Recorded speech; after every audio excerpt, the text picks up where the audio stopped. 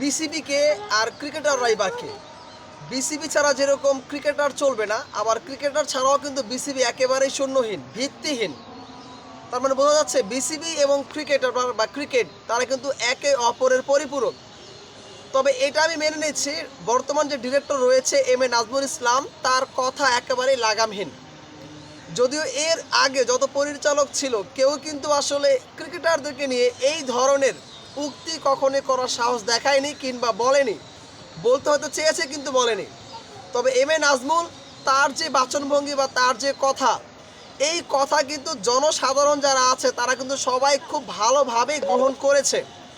তবে ক্রিকেটার যারা আছে তারা কিন্তু আসলে এই বিষয়টাকে একেবারে ভালোভাবে নিতে পারেনি।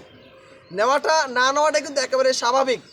কারণ যেই ক্রিকেটারদেররা আমাদের দেশটাকে রিপ্রেজেন্ট করছে তাদেরকে কিন্তু আমরা দিন শেষে অবমূল্যায়ন করলাম কিংবা অসম্মান করলাম।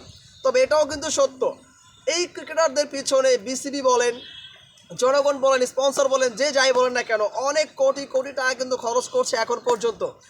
এরা কিন্তু আসলে কেউই বাংলাদেশ দলটাকে বা বাংলাদেশে একটা ভালো ট্রফি কিন্তু আজ পর্যন্ত এনে দিতে পারেনি, যেটা আসলে আমার আপনার সবারই কথা। বিসিবিরও একই কথা, বাট বিসিবি কখনো এই কথাটা বলার কিন্তু সাহস বা তারা এই কথাটা কখনো উত্থাপন করেনি। যেটা ডিরেক্টর নাজমুল ইসলাম তিনি কিন্তু করেছেন, এই জন্য তিনি কিন্তু অনেক বাহাবাহ পেয়েছেন।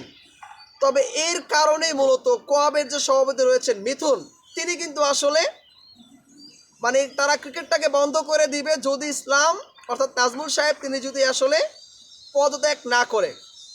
কমিটির মধ্যে অনেকে দেখা গেছে আসলে মিথুন পদত্যাগ মানে যে মিথুনের আসলে পদত্যাগ অনেকে চাচ্ছেন, কিংবা ওরা যদি ক্রিকেট না খেলে বাংলাদেশে কিছু আসা যাবে না কিংবা বিসিবির তেমন কিছুই হবে না। তবে আসলে দিন শেষে কিন্তু আমরা ক্রিকেটটাকে অনেক ভালোবাসি। তো আসলে ঝগড়াঝাটি নয়, আমার কাছে মনে হয় বিসিবি এবং ক্রিকেটার যারা আছেন তারা আসলে বসে এটাকে একটা সমাধান করা উচিত। এবং অবশ্যই নাজমুল ইসলাম যিনি আছেন,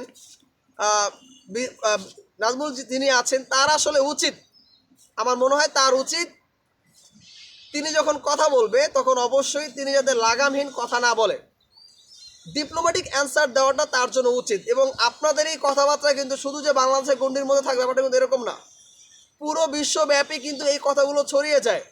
এমনিতেই ভারত বাংলাদেশের টি-20 ম্যাচ নিয়ে কিন্তু একটা ঝামেলার মধ্যে আছে, বাংলাদেশ দল আদৌ নিশ্চিত কেন তারা ওয়ার্ল্ড কাপে যাবে।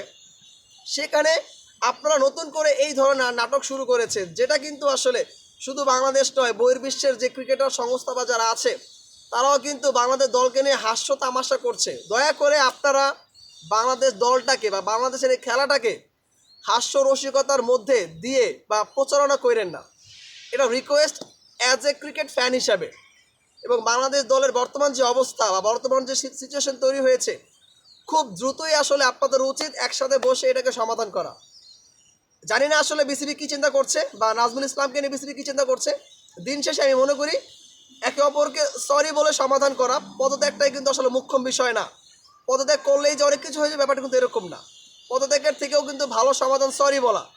একে অপরকে সরি বলে আসলে ক্ষমা চাইলে কোনো দোষের কিছু নাই, বরং তো সম্মান আরও বাড়ে। সো দেখা যাক শেষ পর্যন্ত আসলে কী হয়। ধন্যবাদ সবাইকে, আসসালামু আলাইকুম।